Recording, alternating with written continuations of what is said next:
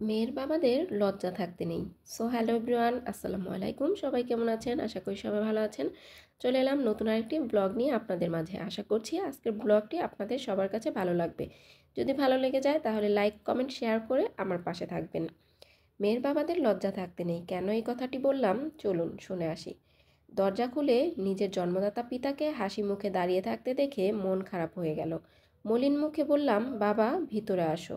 বাবা ভিতরে এসে একটা বক্স বাড়িয়ে দিয়ে বলল, এই নে তোর পছন্দের গুড়ের পায়েস এনেছি। কিছুটা অবাক হয়ে বললাম, তুমি এই সামান্য পায়েস দেওয়ার জন্য 60 কিলোমিটার পথ জার্নি করে এসেছো? বাবা হেসে বললেন, তোর মা রান্না করেছে, তোকে না দিয়ে কিভাবে খাই মা? তাই নিয়ে চলে আসলাম। রুমের ভেতর থেকে ড্রয়িং রুমের দিকে আসতে আসতে আমার শাশুড়ি বলল, বৌমা কে এসেছে? বাবা আমার শাশুড়িকে দেখে বলল, কেমন আছেন বেআইন সাহেব?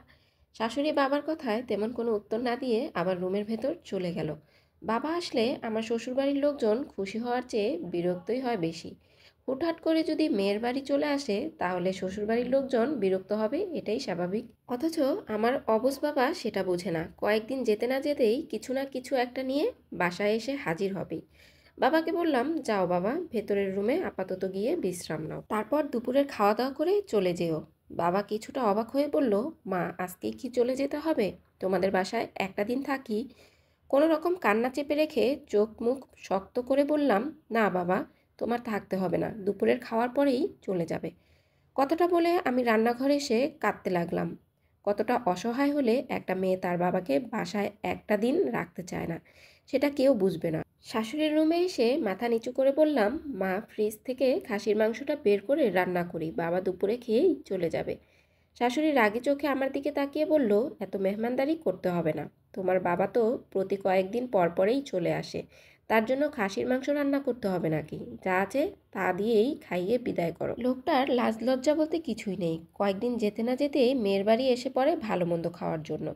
শাশুড়ির কাছে জোর করে মিনতি করে বললাম, মা আল্লাহর দোহাই লাগে এভাবে বলবেন না, পাশের রুমে আমার বাবা আছে, শুনলে কষ্ট পাবে। কথাটা বলে আমি চলে আসলাম।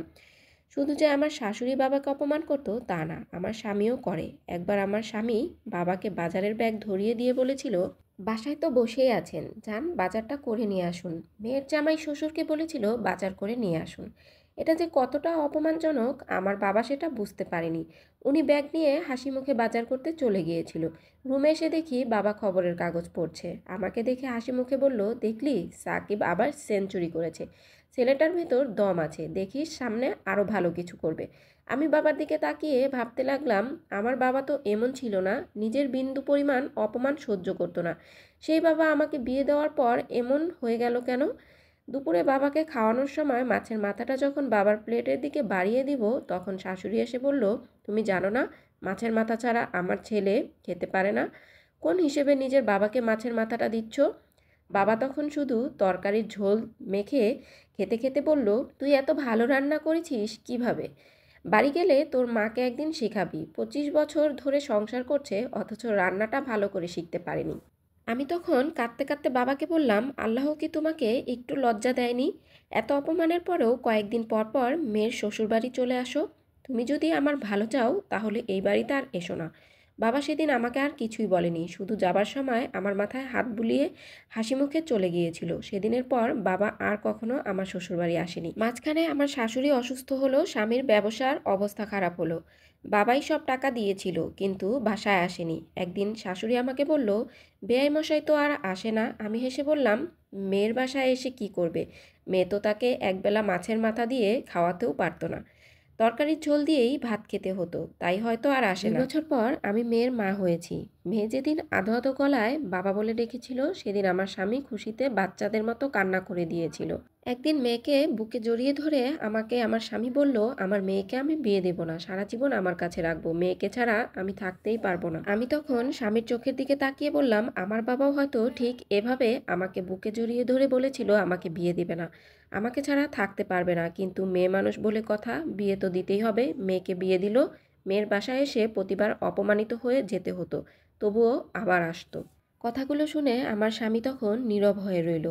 তখন আমি চোখের পানি ফেলতে ফেলতে বললাম, তোমরা আমার বাবাকে যতটা বেশরম ভেবেছিলে, বিশ্বাস করো আমার বাবা এমন বেশরম না, উনি সবই বুঝতো, তবুও না বুঝার অভিনয় করত। একমাত্র মেয়ে ছিলাম তো, তাই মেয়েকে দেখার জন্য বাবার হৃদয়টা কাঁদতো, তাই কয়েকদিন পর পর এসে পড়তো। আজকের এই গল্পটি বিয়ের পর অনেক মেয়ে আর মেয়ের বাবার জীবনের সাথে মিলে যাবে। আর এই গল্পটি তোমাদের কাছে কেমন লেগেছে কমেন্ট করে জানাতে অবশ্যই ভুলবে না।